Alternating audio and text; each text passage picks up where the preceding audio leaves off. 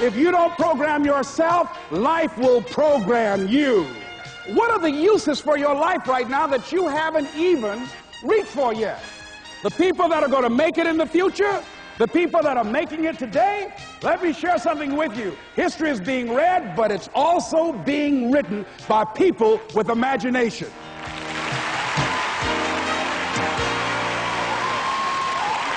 Thank you. Thank you very much.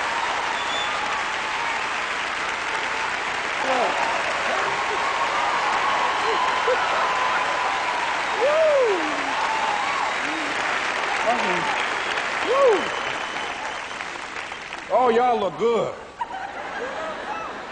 I want you to look at something right now. Think of some major goal you want, or maybe it's one you're already working on, and you have experienced a lot of setbacks, a lot of defeats. You've experienced a lot of disappointment. Maybe you've already given up, and maybe you just need a little fire, a little encouragement to get back in the game again. Here's what I want you to look at. There are winners, there are losers, and there are people who have not discovered how to win. And all they need is some coaching. All they need is some help and assistance, just a little support.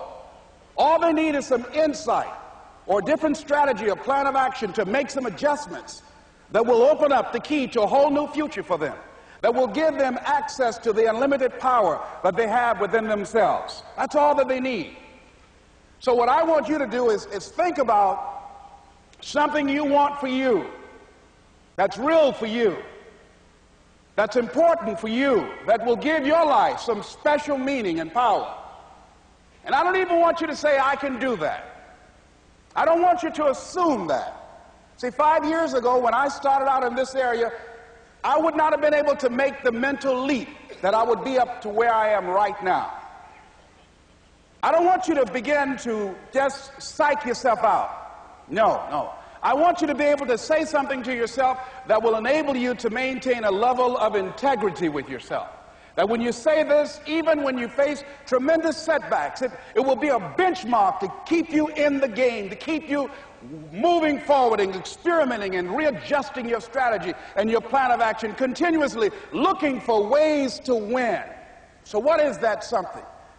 When you got an idea you want to move on, you might not have the money, you might not have the education, you might not have the support or the resources you need. What is that something that can keep us going, that will enable us to act on our dream? What's one of those keys that will begin to help us to discover the secrets to our dream? Here's what I want you to repeat after me, please, with power and conviction. Say, it's possible. It's possible. That's all I want you to do when you look at your dream. Just say to yourself every day, it's possible. Just say that every day to yourself, it's possible.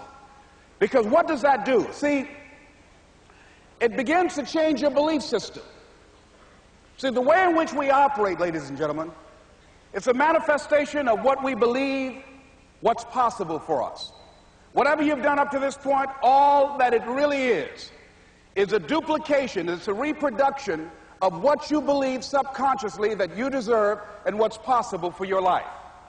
Most people operate out of their personal history, out of their memory, things they've done, things they've experienced, things they've seen, things that they have observed.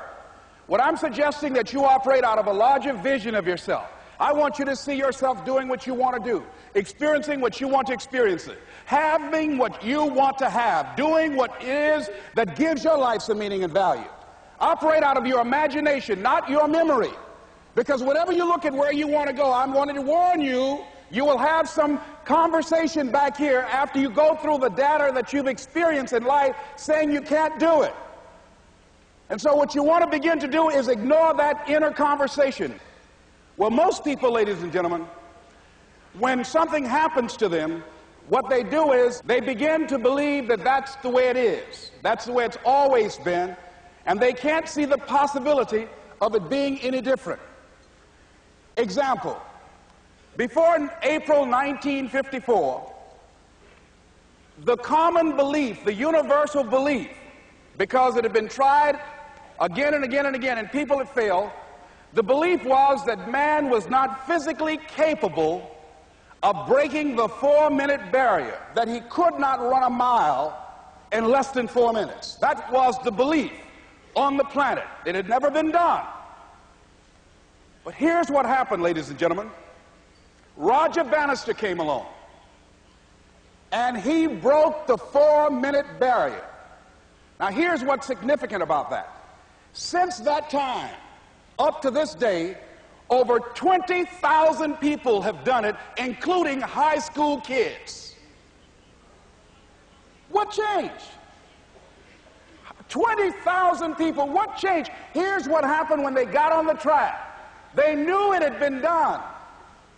And because they knew it had been done, there was a new belief about this barrier, about this goal that was unreachable.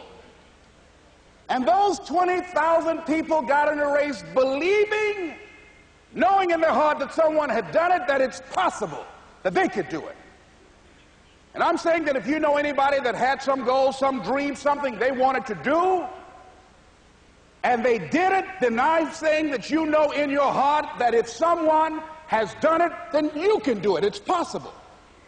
And that if someone can make their dream become a reality, that it's possible that you can make your dream become reality. And so as you begin to look at where you want to go, beginning to embrace that, it's possible. I'm blessed and highly favored. I've got a lot going for me. I got some good stuff in me. And it's possible that I can bring my greatness out here in the universe.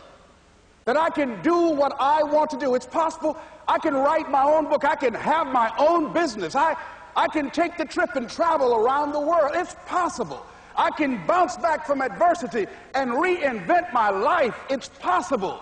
Regardless of where I am, that things can get better for me. It's possible. I'm thinking about two men right here in Chicago who were fairly successful, similar background, educated.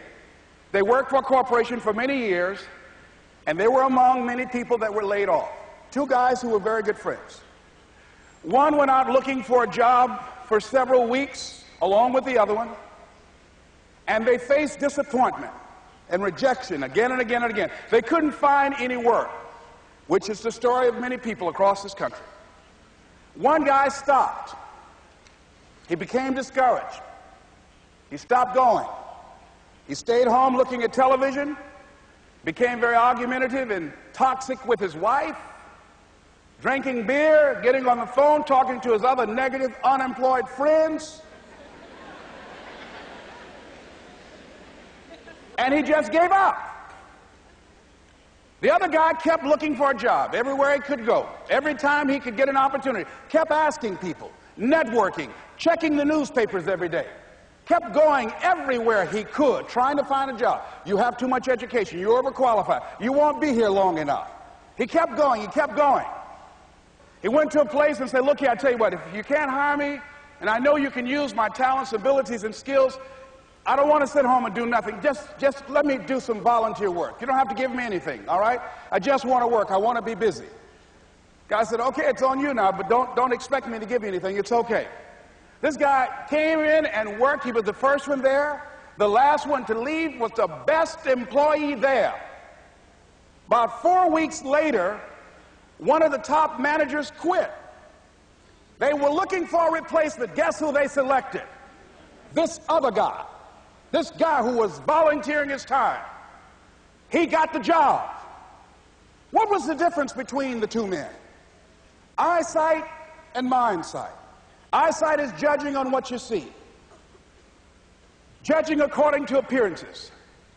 But mindsight is how you interpret what you see. One guy said, it's not possible, it's over, I'm finished. I can't do it. I can't make it. He surrendered. I've faced rejection again and again. I'm not going anymore. There are no jobs out there.